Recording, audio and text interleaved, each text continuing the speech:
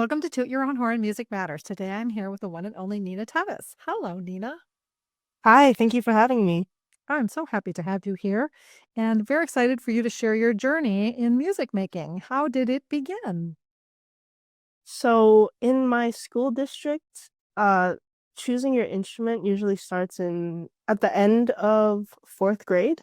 Mhm. So, like a band teacher and an orchestra teacher comes in and they just start playing like every instrument that you could choose. So, flute, clarinet, um, what other winds?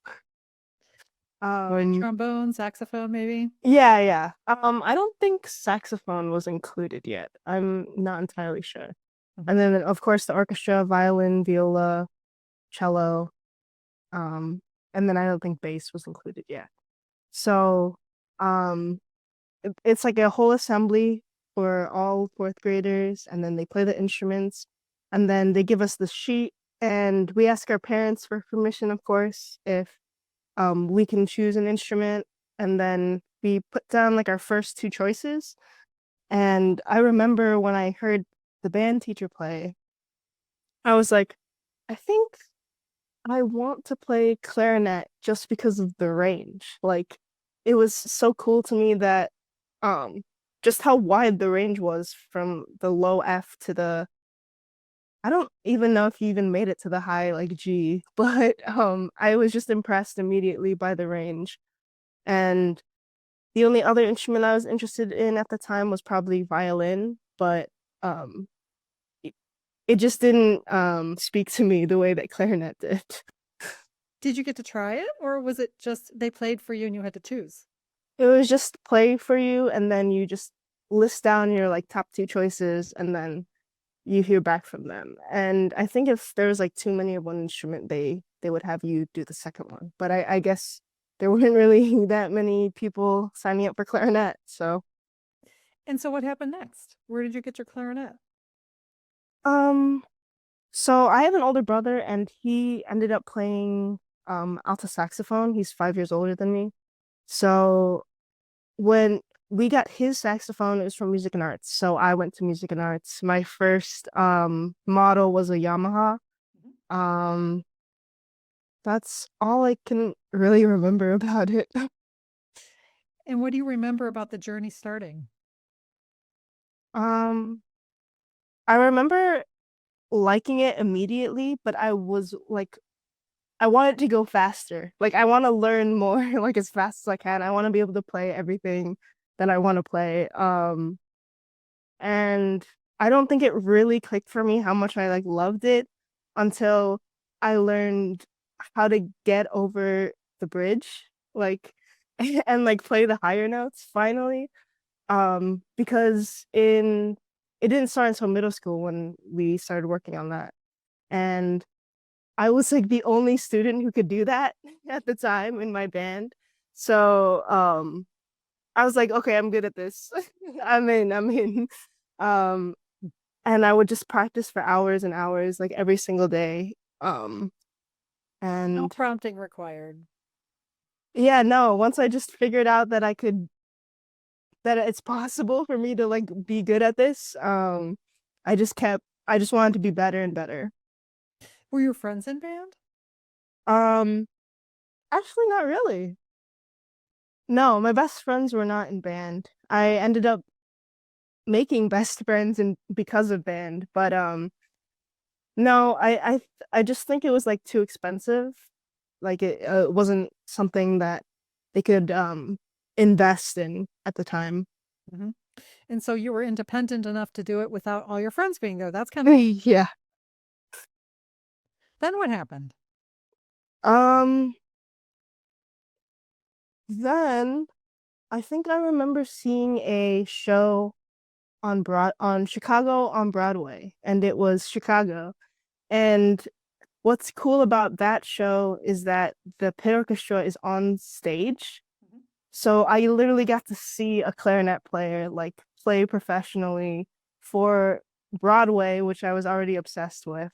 Uh-huh. And I was like, I think that's what I want to do with my life. Like, um, Fun. there are elementary school and middle school. I was like, I'll probably be a writer or something. The real dream for when I was a kid was like to be a singer, but that didn't really pan out. And then I was really into writing. The goal was actually Northwestern. Um, and then eventually it shifted into performance.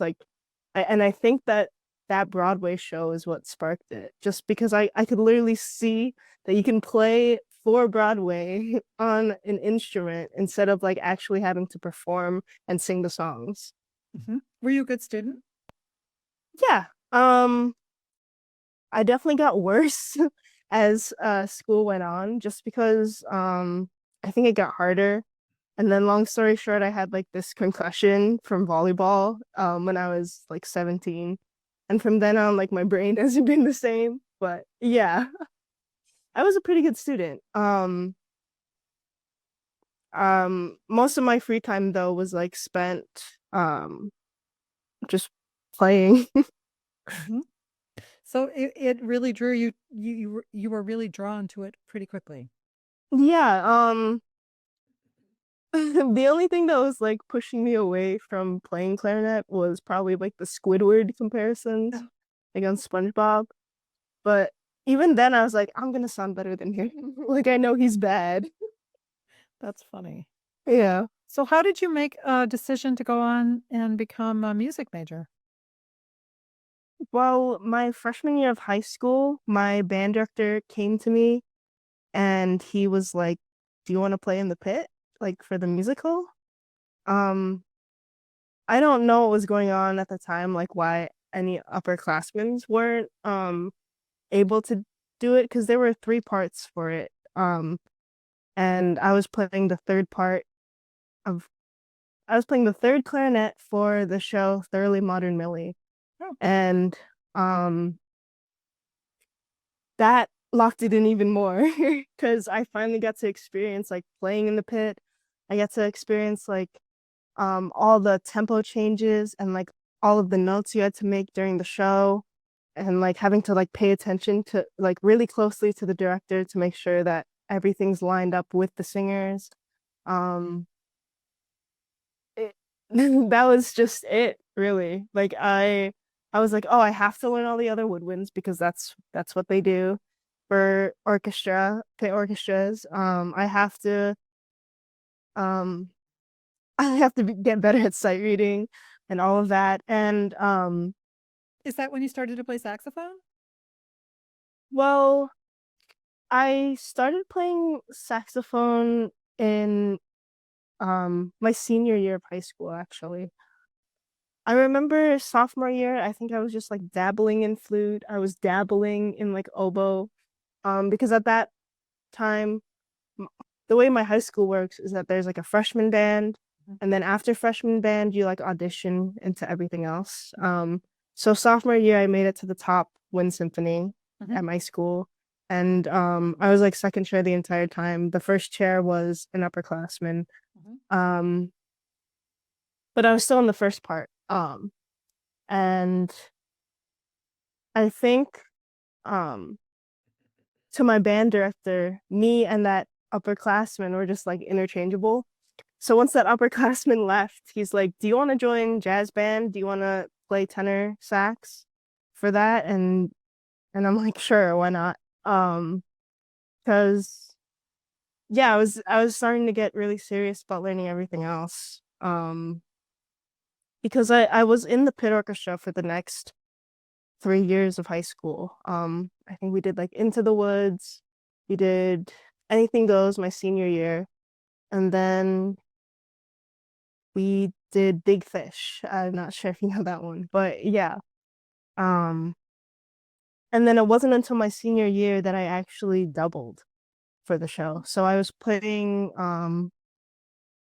piccolo, B flat clarinet, and tenor sax, and I was also the only girl in the show too, in the pit orchestra at Mhm. least.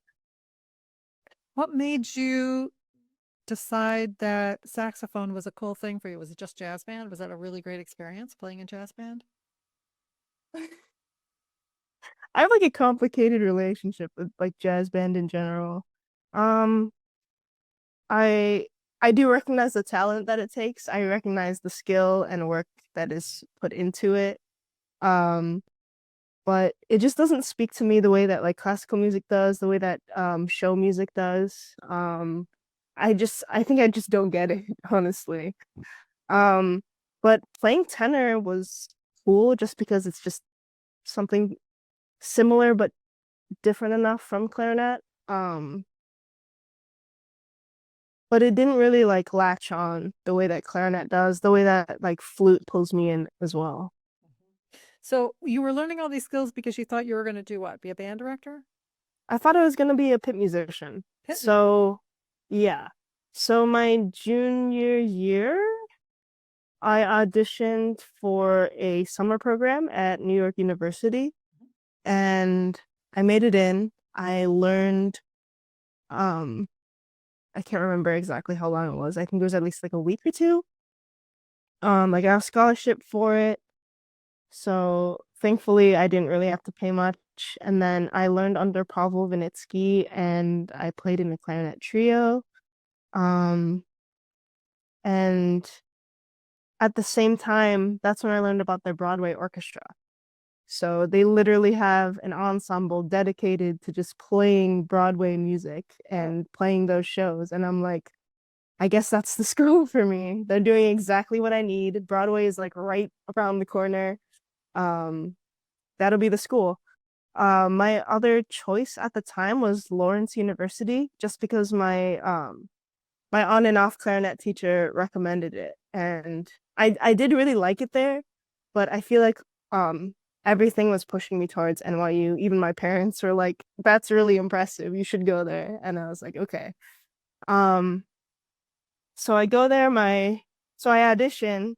Thankfully, I get in, and my SAT scores are high enough, and I I absolutely had a terrible time. Oh my God. Yeah. When My teacher, when did you enter school? Was it right during COVID? it was 2019, so it was like right before COVID. Um, my first semester was just rough. I didn't make it into the orchestra, and I think there was only like two seats anyways. Um, I tried joining the band, but it just wasn't it. I did have like small chamber groups, and I really did have a good time then. I actually do have some recordings of that.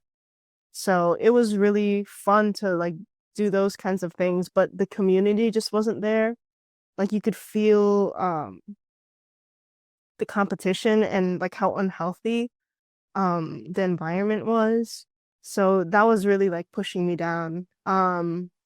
But the second semester I was like, okay, I'm used to it now. I'm gonna figure it out. I'm gonna figure out performance because this is what I'm gonna do. And then COVID hits and I'm like, oh, I think I'm gonna take a year out of school because just mentally it was too much. And learning on Zoom was not something I really wanted to pay for, Right. like full price. And So you took a I full year had, off. yeah. What'd you do?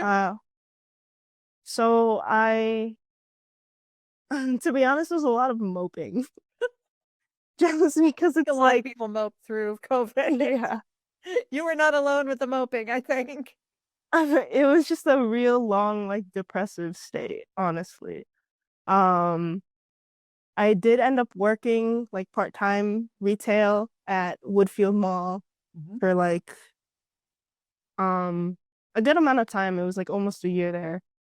Um, I did I did meet my long-term relationship partner that I'm still with now. So that was nice. Um,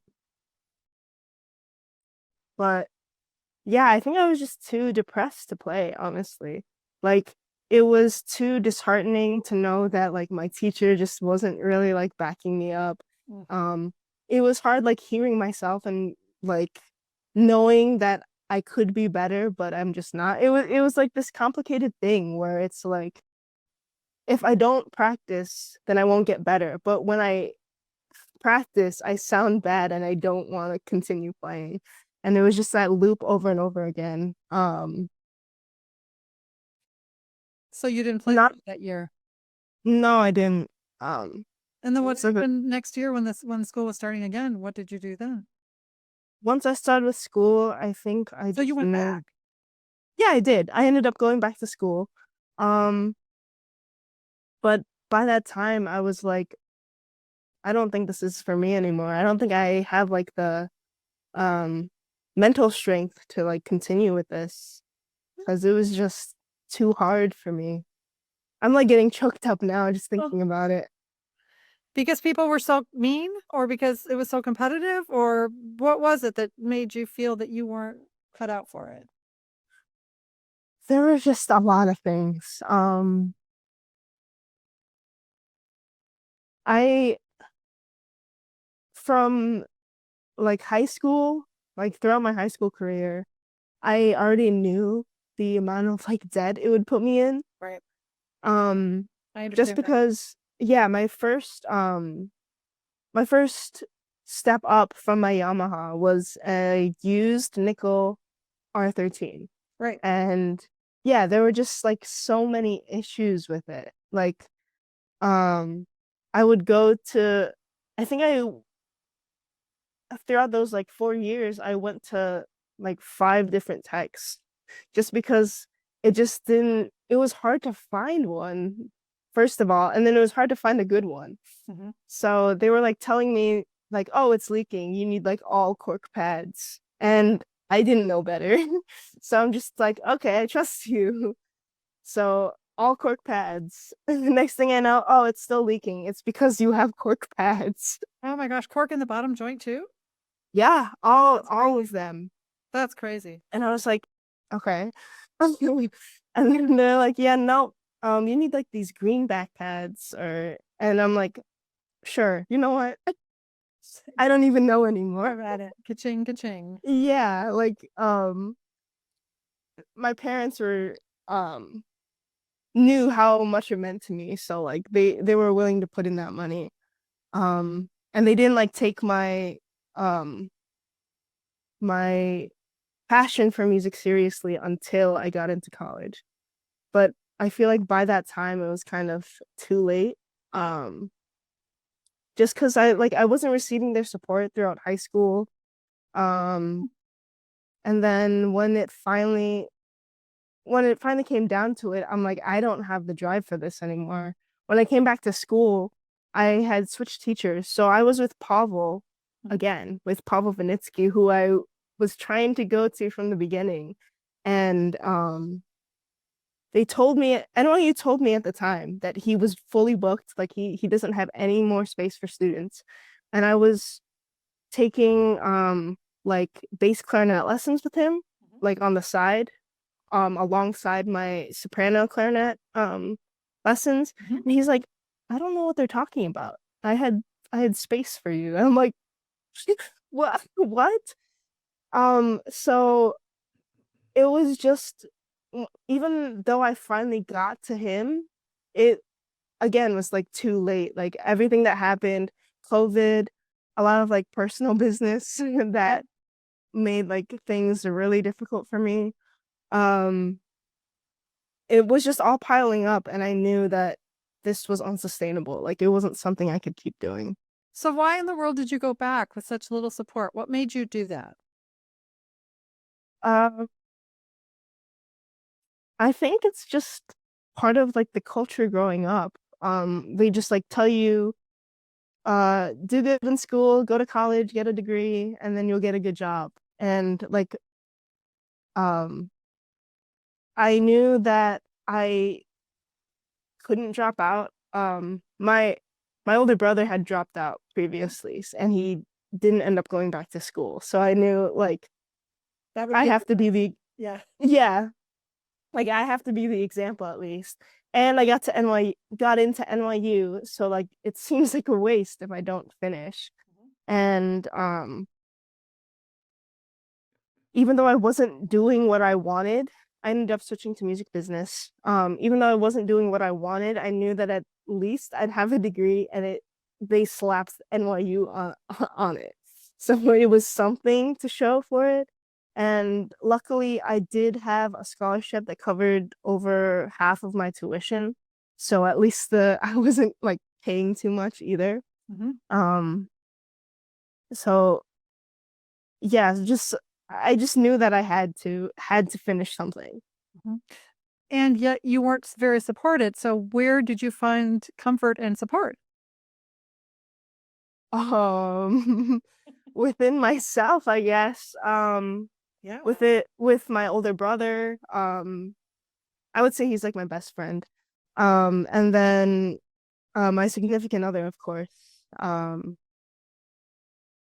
That's good. Yeah. And then I did get closer with my mom once I went away for college. Mhm. So that was like everything was getting better again with like personal business over COVID also brought us closer. So there was some good over my college years, but I wouldn't say that there's that much. Like for some reason that like part of my life feels shameful just Mm, because I feel like I should have become a performer. I wish I stayed in New York, but once you come back after COVID, like once you experience it before the pandemic and then you return, it was completely different. There was also like tons of Asian hate crimes. So I was just like constantly anxious. I didn't even want to leave my dorm room. mm, So yeah, my opinion on New York just flipped completely by the time I came back. mm. Well, it's a very big city and there's a lot going on, and it's only amplified, I think, when things go wrong or, it's easy to see how that could happen, I think. Yeah. So what happened? So you got your degree in music business, Yep. and were you continuing to play the clarinet and the saxophone at all? Nope. Then when did you stop No. playing? Um, I think like right when I switched my degree. So that would be yeah, like my second semester of sophomore year. Mhm. Um, by then I was not playing at all. I was already done playing saxophone. By then. We were able to get an Alora brand tenor sax. Yeah. Yeah. So that's what I stuck with, but then I just stopped playing it completely. We never got around to buying a flute because of course like instruments are expensive Right. and it wasn't something I was pursuing anymore. So I think it was just too depressing to go back to Mhm. playing. Mhm. Did your family support your decision, or did you feel like you had to justify everything to them? Um well, they weren't really supportive to begin with. Like they didn't want me to do music performance. Um, So it was a because I positive that you were going into music business. yeah, they're like you can do more with a business degree. I'm like, yeah, but it's music business, so I'm not sure about that. And then I get my degree. I end up moving back home because I'm like, New Jersey sucks, New York sucks. I think I would rather be in Illinois. I'd rather be in like the Chicagoland area. So when I get back, I'm like looking through all my applications and none of them are like going through for jobs. And I had applied for these jobs like back in January before I even got my degree because my mom was like, you should start searching now, you should start applying. And I had experience as like a creative marketing intern Mhm, for a music publishing company. mhm, And I don't think that was enough just because it was like a summer internship. mhm. Um, but I thought like both a degree and working for a company like that would open doors for me, but it seems like it didn't at all. Mhm, Um, I had been I was almost unemployed for like an entire year. mhm. Um, You were not alone. So many college students couldn't find work. Like, yeah, still can't find work. So I get it. yeah, I was just constantly searching, like even jobs that don't require a degree, like the minimum wage jobs, they didn't want me because I guess I was overqualified. Right. So I was like in this weird like gray area where I'm not qualified enough for these bigger jobs, but I'm also overqualified for the minimum wage job, so no one wanted me. And it was like another part of my life where I'm just depressed Yeah. Well, the it's kind entire of time. projection, right? Like you Yeah. seem like who's going to support me and have I made really poor choices and when in actuality you were really a soldier to push yourself through it because a lot of people would have just said screw this and quit. Yeah. I mean, that's really big of you to like keep going, right? I mean, Yeah. So during that time I decided to just like sell a lot of my things. Mhm. I'm like, I need money somehow. Um, so my attention turned to my R13 and my tenor saxophone, and I'm like, I could get something for that. So I returned to the place where I got my R13 to begin with, which was PM Woodwinds in Mhm. Evanston. Yeah. Yeah. Um, so I go there and he's like, "Wait, you bought this here? Like this clarinet from here?" I'm like, "Yeah. I think that was like 10 years ago." And he's like, "You know what? I'll give you a deal for it. Like just because you got it from here and it's been 10 years, um I'm gonna let you like trade it in. I'll give you more value if you trade it in rather than like selling it to me." Mhm. And I was like, maybe I should get a green line because I was dealing with cracks Mhm. with that R13 all the time. Um On top of all the repadding. on the repadding, there were cracks. I think we even replaced the top joint completely once. Awful. Um and I remember my teacher in college was like, "What? Why did you do like this clarinet is like a weird like Frankenstein clarinet now." And I'm like, I don't know any better. Like I don't know what to tell you because I didn't have like a teacher, like a stable teacher throughout like my entire playing career. And Did any of your teachers know much about equipment? Not trying to put anyone down because that's a gap in the industry, right? It's a gap that a lot of teachers yeah. know a lot and they tend to Well, find what they know. yeah, my teacher actually recommended me to the tech that said all cork pads. Yeah. And I was just like, he probably knows." Right. Yeah. And But well, that they didn't like work help out. you or support you or follow up. Like it's hard. It's hard to know what to do when you're relying upon other people to try to inform you. I get it. A lot of Yeah. students do that. A lot of students do exactly what their teachers tell them, and sometimes it's good and sometimes it's not. Yeah, it definitely wasn't on good.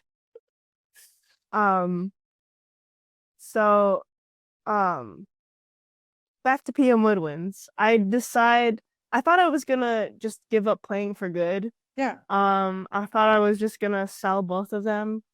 Uh, but it turned into a trade-in.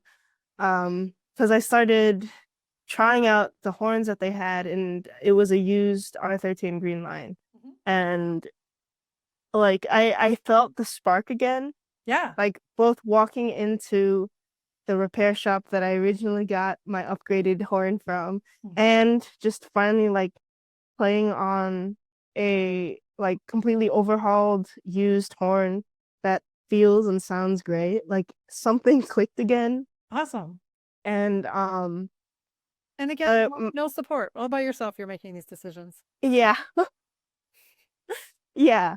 And uh my my mom was like, "I'll help you like cover the rest of the trade-in value if you like try to become a clarinet teacher." And I'm like, "Okay, I think I'll try that." So I applied at music and arts and stuff. I haven't really heard back. Um Not sure if that's something that'll turn into anything. Well, maybe they'll hear But this. Somebody from there will hear this and call you. maybe. But yeah, I was speaking to, I believe it was Paul at PM Woodwinds, and he's like, "Who who patched up these cracks on your R13?" And I'm like, "Oh, it was a guy in New York." And he's like, "Oh, okay, out of state." And then it like clicked for me finally that I'm like, "Wait, so do you have space for an apprentice right now?" Like to learn repair? And he's like, "No, I don't do that anymore." a good school would be like Red Wing in Minnesota. And I'm like, oh, okay. He's like, but sorry, no, I don't have any apprentices at this time. Um, but so, and he was like, you should probably look into it. This is a great industry for work. And there's not enough good techs out there. So, it's really worthwhile. And I'm like, okay, that's definitely something I'll look into. So I end up trading in the tenor, trading in my R13, getting that green line, and selling like the other mouthpieces that I had. I think it was like a Selmer Sea Star or something. And I go home, I tell my parents about it. I'm like, I think repair might be my thing. So I start like looking it up. I see Red Wing and it seems like really out of date. Like the website seems out of date, but I trusted that it was like a good like school, but it was also in Minnesota. So, and I'm like, I don't think I can handle more debt right now, especially since I'm unemployed. Right. I looked at other programs. I believe there was one in Iowa, and then there was also one in Wisconsin. And I was like, these are still too much and too far. And finally I come across the Wind Repair Training Academy, and I'm like, okay, this seems like a good option. Um, it's good to see that there are already other repair techs involved. It